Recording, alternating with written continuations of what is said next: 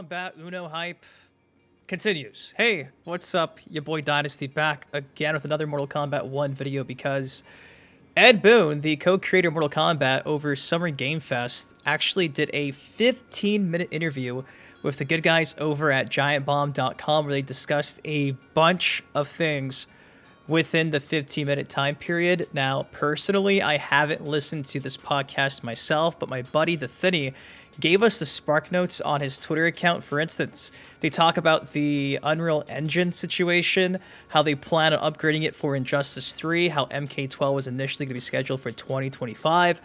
Talked about new game modes that are going to be coming to Mortal Kombat 1, though he didn't name the game modes. There's some new ones coming, so maybe that means Conquest Mode. I hope so. Talked about the leaked character situation, which I guess means we could talk about the leaked characters. Talks about 3D era characters. Talks about Stryker being not a main roster character or a DLC character. So, Stryker fans, he's going to be a cameo character for the entire MK1 lifecycle, it seems. Talks about the Combat Kids situation and kind of alludes to them not being in this game because, well, they don't exist yet. Realms being familiar with this time around Outworld is pretty, not like how we've seen in the past. Lots of new Origin stuff, including reintroducing the yellow ninja guy. He doesn't name him, so we still don't know if that's Hanzo. Is it Kuai Liang? Who is Scorpion? We'll have to wait and see. Why they picked the name MK1. Minigames like Puzzle Combat, Motor Combat, and Chess Combat. Pouring out for my homies. They won't be in MK1, which we talked about this months ago, and this is like the official confirmation. I know, it sucks.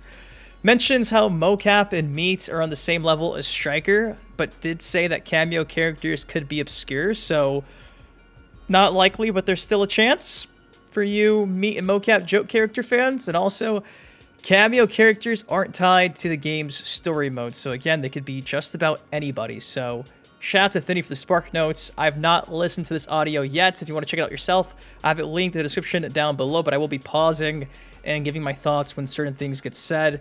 Grab some water, grab some popcorn, and without further ado, let's listen to Ed Boon talk about MK Uno. Let's go.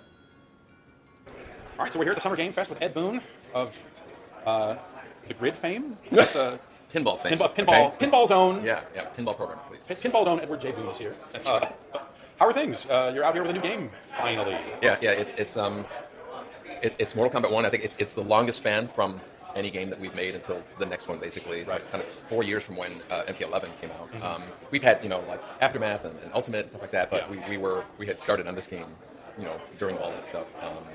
What was it that made? Because normally, like, you would kind of establish this cadence with like the Injustice games, where you were kind of swapping back and forth between them. So I think a lot of people were expecting Injustice 3 here. Yeah. But did you just roll right into Aftermath? Feel so good story-wise? You're like, no, we got to get back at it, or like, how did it happen?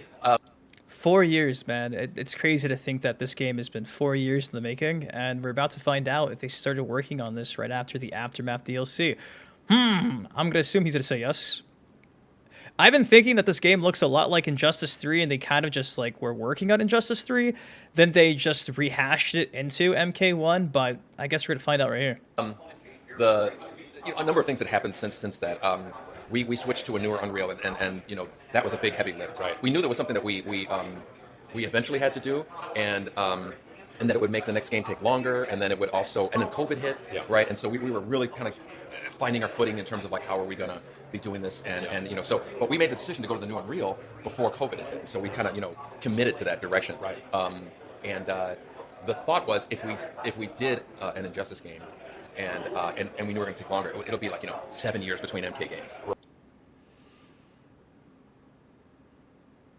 2025, we would have got Mortal Kombat 12 or MK1. That would have been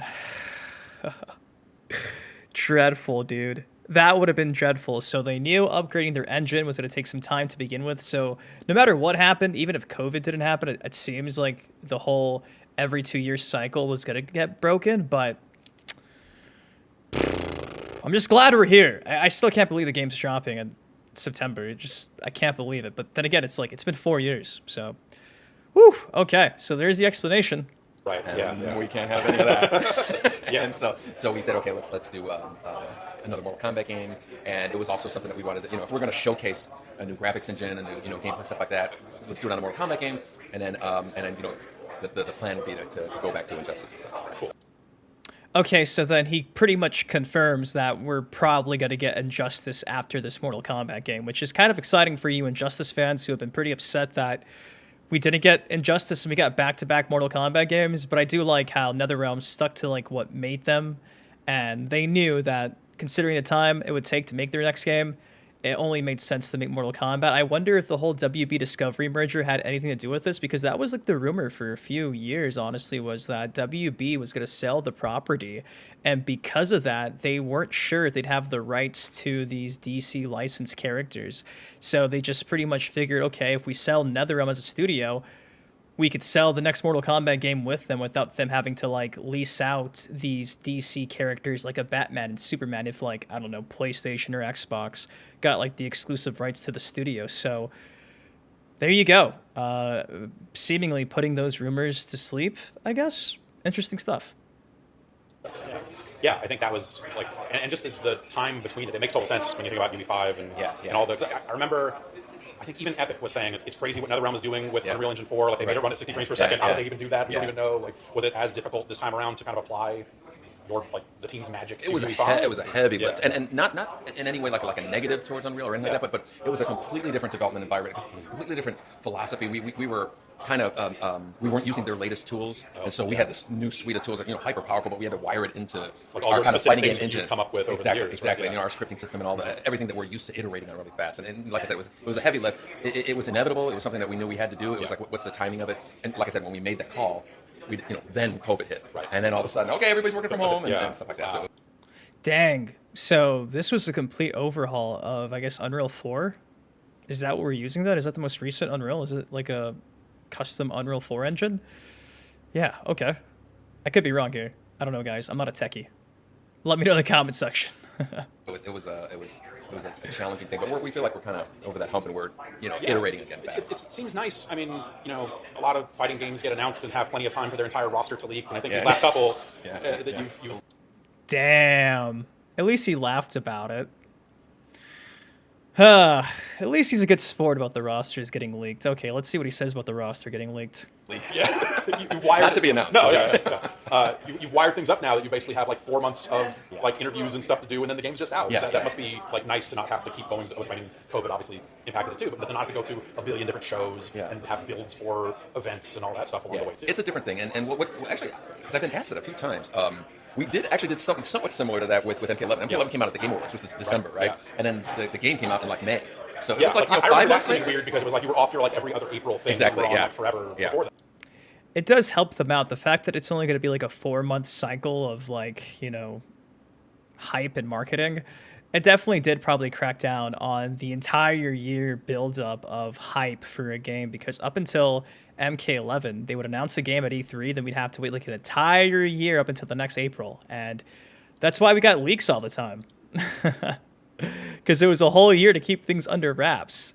And honestly, it's kind of a shock that more stuff didn't get leaked within the last 4 years, because there was still, up until recently, until the WB conference call, we didn't know if it really was going to be MK12. Despite there being rumblings of it, we didn't know. So I do hope this is the approach they take from here on forward, because the next 4 months are about to just be jam-packed with hype, guys. It's going to be so packed with Mortal Kombat news. Like, look at me, like lately. I've been uploading like 3 to 4 videos a day, and it's only been like day 3. So every day we're probably going to have something new to talk about, and to be real, you can't beat that. The momentum's just going to keep growing and growing and growing, so it kind of worked out. I can't complain. So we've done something similar to like that, but I think this is even more condensed. And we have new game modes we haven't talked about. A slew of new characters are just waiting to be leaked, and we're having a lot of... Feel free to leak them, leak them to you. Natara, what are we talking here? Oh, it's... Natara? What are we talking here? Yo, Jeff from Giant Bomb, do not play with my emotions. You guys do know the most wanted female I want in this game is my vampire queen, Natara. I was not expecting a Natara name drop. But again, at least Boon's a good sport about the roster always getting leaked. It's so funny to think that he's just sitting here like, yeah, it's bound to happen. People are going to be surprised with how deep we're going into the kind of like the last games, and I think our count is almost 100 in terms of every character we've ever. But that includes, Mokap, me, the important ones, the important ones. Exactly. But we are getting with obscure, especially with the cameo characters. So those are going to be really. Yeah, that seems like a real opportunity to get weird, have fun, and just have every single character that's ever been in there at some point. Part of I'm actually really happy with how it's turning out and with using them in combos and all that stuff. But there is an entertainment novelty variable of. You're going to see, it's Stryker, and exactly, you're going to see these characters, and it gets way deeper. Like, even as a Stryker. It's way deeper than Stryker. So Dramen fans like myself, is there a chance for us to get Dramen? Oh my god. If we get Dramen and MK1 and Havoc, he's saying obscure cameo characters. I want Havoc as a main character. I've already pretty much in my head confirmed that Dramen won't be, but if I get Dramen as a cameo, oh dude. Woo, this engine they're using, it's gonna look so good. Stryker fan, I can admit that Stryker doesn't need to be a playable character. Not in this game. Yeah, not in this game. Yeah. But throw him in there, a little nod. Why not? Well, and the story kind of dictates who can be a main character, right? Like we have like the Cassie Cages and the Jackies and all the kind of like the combat kids, right? Yeah. They're not born yet, right? Yeah, so we're some of these we can use kind of like as cameos. We don't feel like are in the story of part of it, right? Yeah. It's more of the novelty. Yeah. Okay, that was actually my question. Is there like a lore reason for like some, because everyone's doing metaverse stuff, right? Where it's like we bring it all together. So. Yeah, Stryker doesn't have to be in this one. I mean, he's kind of joking about it, but then he goes on a tangent about how the combat kids, we shouldn't expect them to be in this game and playable. Stryker probably won't be on the base roster. But at least he's a cameo character. It is what it is. Him shutting down the idea of the combat kids is kind of unfortunate, but we'll see what happens. I still want Takeda really bad. That's pretty fun, and it lets you set up finishing moves, all these classics. Like I never thought I would see in a polygonal game giant jacks ever. That's again. Right. It was just this thing of just like it just doesn't seem like it fits with either the tone of something about it. That seemed like the one that would like never come back, and to literally see it in and I have my head goes back to like putting it in like starting to grow in the 3D game and then moving the camera because we can't exactly. Your imagination takes now over. You just have to make sure he doesn't clip through the ceiling. Exactly. He actually fit in the space. Right. But those are, and there's a bunch of those things like you're gonna see some really obscure ones and doing the whole.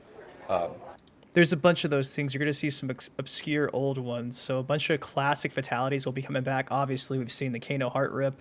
We've seen Sonya's classic fatality as well. We've also just recently, they just discussed it, saw Jax's classic foot stomp. So cool to know that like the trademark stuff is coming back, even if it means through cameos. The super moves involving two characters and stuff like that. That took a while to make fleshed out and stuff like that. Yeah. We had team fatalities going for a while, but they started being a little bit too kind of cookie cutter, like the Armageddon ones. Right. And I was like, okay, we're not. I was going to say, because you get to a point where it's like, okay, this person can do a fatality, but has to leave the character intact enough for someone else to do this. Exactly. Yeah. They almost had team fatalities, but it was going to be too much like Armageddon, too cookie cutter and generic. Dang. The more we play Armageddon on stream, the more I appreciate it, but yeah, I could see we're having, double fatalities would probably be a bit overwhelming. Yeah. And at the end of the day, we're just like, okay, let's have them fun, and then let's just give each cameo, their own fatalities. Right. Like that. So it's just a bunch more fatalities, but the super moves we put it in, the throws, the breakers, a number of the things that just have the cameos in there. So the story mode, I guess one of my big questions coming in was like the timeline or like what time, because I think of Mortal Kombat as being like a relatively contemporary, like Mortal Kombat 3 you have subways and stuff like that, city streets and modern stuff. So like seeing Johnny Cage's mansion, or like I guess the question that left me with is like, well, is Johnny Cage going to be like a ancient some kind of, because he's going to take place at the beginning of time and is retelling the first Mortal Kombat tournament. So is this something that like jumps around in time? This is a great question because we all believe that with the ending of Mortal Kombat 11 and seeing the great Kung Lao, we were going to go all the way back to day one. But yeah, we're getting a modern take despite that tease, which is crazy though, because hypothetically, Liu Kang probably still went all the way back in time to that scene, and what we're seeing is like advanced from there. You know what I mean? So Johnny's ancestors probably still existed, but then again, we haven't seen the green aura around him, so it is a good question to ask him about, okay, time, will we see, you know, different time periods going back and forth? This is a great question. Or is it set at a... It's set in a pretty contemporary thing, but, you know, and I've actually even thought back at times of, like, Liu Kang and Kung Lao, you know, Shaolin monks and stuff like that. Where does that fit? Is the Sears Tower in that same universe? Is the Brooklyn Bridge? All of these things. It's a little bit kind of fuzzy to me, but the idea is that you know, there is Johnny Cage, there's movies, there's movies exist. you can have a cell phone. but then in another part of the world or in another realm, you know, the realm plays a big part of it too. Of, like, you know, you can get back into the more ancient, you know, old kind of feeling there. But the realm stuff allows us to do that kind of stuff. And you know, like Outworld in this universe isn't the dingy dark thing. It's actually like pretty, you know, it's pretty and stuff like that. And so we bend things and stuff like that. Just it's like the familiar but different. I mean, makes sense. So there's the explanation why we have like a modern take to this game so far. I do like how he does mention how, you know, we will still get some of those ancient vibes despite this being like a modern take still, despite what we were thinking. It is what it is. I would have loved to have seen us going way back to the OG days. That was a speculation for a long time, but after seeing what we've seen, it is what it is. It is what it is. It is what it is. I guess that seems like it would be a lot of fun to be able to sit back and revisit these characters and go like, okay, Scorpion and Sub-Zero should be brothers now instead of mortal enemies. Uh-oh, brother talk. Is it Hanzo? Is it Kuai Liang? I'm getting lit up in my last video because I mentioned Scorpion might be Kuai Liang. There's a chance. We don't know. It's a bunch of like little origins. Like you see, like, oh, this is in this universe. This is how Kung Lao came up with this hat. This is how, you know, Katana and Melina, you know, they have a different relationship. It's not as like adversarial. Same as Scorpion and Sub-Zero. And so we have reintroducing moments in our story of, like, you know, oh, this yellow ninja guy, you know, we're like, I know who he is, you know, but he's a different it's a different origin thing, and I do feel there's a really cool novelty in the story of seeing a character introduced that you've known for 30 years, but now he's in this situation and this is his new origin. Right. So. Why could he just name him? Why are they keeping it under wraps, guys? It's weird. It's weird that he won't just say it's Hanzo. It's weird. It's weird. It's weird. That seems like that would be a lot of fun to do. Was that something when, like, the ending of Aftermath was coming together? Was that a thing where you're like, okay, well, next we get to actually really blank slate this thing? And yes, not in, like, we hadn't fleshed out everything, you know, like that, but we did feel like, okay, it's time to... It's a trilogy of games. It's time to kind of... Exactly. Yeah, I mean, I guess that's been kind of the thing. I think you and I talked about it before. You know, it's like you get 3 or 4 games in, and then you're like, okay, dramatic change to gameplay and story and setting and everything. That's so it kind of felt like it was... Yeah, and then we took it so far that it was like, okay, let's call it Mortal Kombat 1. The title kind of says it. You know, Mortal Kombat 1, you think, okay, the first. Oh, okay, we're you know... I think that was something, even the little clock teaser. I spent enough time playing Aftermath, and I saw it, and I'm like, okay, of course, yeah. I like how they're actually talking about those clock teasers. I wasn't sure if we'd ever hear Boon talk about that. Naturally. It's been interesting on kind of the fighting game scene lately. Obviously, Street Fighter just came out. And oh my God, yeah.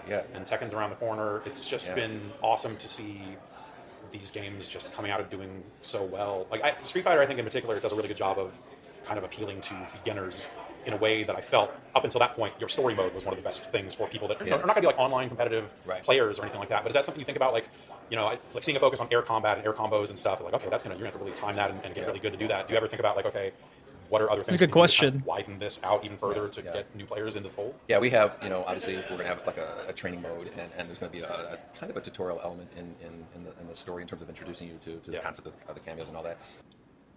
Training mode in the story. And a practice mode. Introducing us to cameos in the story. What does that leave us with? Chapter system? With characters making appearances and just being cameos? Ooh, the wording he's using here is so interesting. But that's absolutely on our minds, you know, and I think, you know, like Street Fighter's modern controls are kind of like saying, hey, let's have more people be able to throw fireballs. Right. You don't have to, go down towards and whatever. Some people just can't do that on a regular basis. Yeah. And I think it's a good thing. I think it'll just bring more people into kind of, these fighting game things are cool. Right. Stuff like that. Yeah. So to me, yeah. And that was always the difference I remember back in the day. It was like, well, I can't do a dragon punch, but I can do every single move in Mortal Kombat 1. Yeah. Anybody can go towards it. Anybody can do that. Twice and do this. So just like out of the gate, it always felt like it's like a more accessible game, I guess. Yeah. And that was definitely a conscious thing in the very first game. And like I said, I seen the modern control. It's easy. I think it's just kind of acknowledging that. Like, some people who just can't do a dragon punch. Yeah, that was the thing. Like the cannons and Seth Killing were working on there for a while. It's easy. Yeah, they were the extreme version. They were just like a button to do it. Exactly. Like, exactly. That's blasphemy. You're like, actually, wait, this is weirdly. Yeah, and I really wanted to. I said, I want to see how this works out, but it's like still waiting, kind of like now it's just inside of Riot somewhere, and who knows if anyone will ever see it. But okay. So they cut the interview right here. That's so funny. At some point in the past, this game has been not announced. Other modes not announced. Right before they end the interview, if you didn't catch that, somebody was pretty much telling him to wrap up here. Other new modes not announced. Okay, what else is said? To be leaked, yes. We'll leak them any day now. God damn it, Boon. You fucking troll. Some foreign Amazon will have them tomorrow, and we'll know all about all of the DLC. Well, I guess we already know. That one hurts to listen to him go, right. Oh, shit. So I guess this is him acknowledging the leak. Okay. He just says right. He just says right. He says nothing else but right. Oh, no. He's like, don't bring this up. This is so awkward right before the interview ends. It's the last thing you ask Boon. Oh, this is so awkward. Motor combat, puzzle combat, the big elaborate story mode of those Xbox and PS2 era games. Obviously, you're talking about the heavy changing engines. This is probably not the game to have that. Yeah. But do you think, God. No. No. That's something you ever, down the line, you're like, okay, maybe we can re-envision the story mode to be more like those, or like a quest system or whatever. Yeah. There is definitely a new mode we're going to be announcing in the future, and that's a brand new thing, and it's going to be, I think it's going to be, very cool. He's being so coy on this. Is it Conquest, Boon? For fuck's sake. In terms of revisiting kind of like these the chess combat, motor combat, puzzle combat, and all that stuff. Probably not in this game. And I think like we were talking about before, we really established the foundation. Yeah. Let's get a new combat thing. Let's get these air combos and bring back the breakers and the cameo characters and all that stuff, and just really establish that. And maybe in the future we'll layer some stuff on. But right now it's just kind of like the new game. Get this game up and running on UE5 and get it out the door. Yeah, cool. All right, UE5. Yeah, thanks for coming on. So looking forward to spending more time with it. Thanks, cool. man. UE5, there you go. So it is Unreal Engine 5, and he set that question up so perfect, and Boon only acknowledged half of it. He did not want to talk about the idea of a conquest mode or like an elaborate story. And there you go. It's the entire interview. Again, I have it linked in the description down below. It was Jeff from Giant Bomb. Please go check that out and show some love. But yeah, it is what it is. Chess combat will never come back, it seems. Shit, they just were really focused on getting the gameplay aspects situated, and I don't blame them. This seems like it was a long time coming, just getting this game out, so... It is what it is, guys. This one mode he's not talking about. Is it Conquest mode? That is like the biggest thing I want to know. We got one big mode left. One. And after seeing what Street Fighter did, dude, I feel like they set the standard so damn high. Because from a gameplay aspect, I feel like this game will be great. Presentation-wise, the whole aesthetic, everything looks amazing, but we need that replayability. Is he going to just be like, oh, it's Towers of Time? That would be a bummer. I hope it's something more than just something with consumables or modifiers. So, yeah, I'm intrigued to see what this mode is. But there you go. This is the full reaction to the interview. Stryker fans probably won't be there. Meet Mokap probably won't be there, but there was at least a Natara name drop, and he just kind of went past it. Obscured 3D era characters, hopefully. Anyways, guys, drop a like if you enjoyed my reaction. I appreciate all the support lately. I love you. And we'll see what happens. He's like, yeah, don't talk about the leaks. Fucking Boon. Ah, Boon. All right. See you guys later.